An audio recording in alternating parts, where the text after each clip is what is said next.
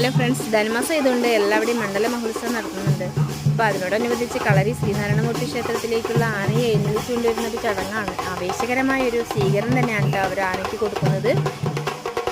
ആന കൊട്ടും അതേക്ക് ആസ്വദിച്ചു കൊണ്ട് തന്നെയാണ് ചെവിയെല്ലാം ആട്ടി ഇങ്ങനെ വരുന്നുകൊണ്ടിരിക്കുന്നത് അല്ലേ.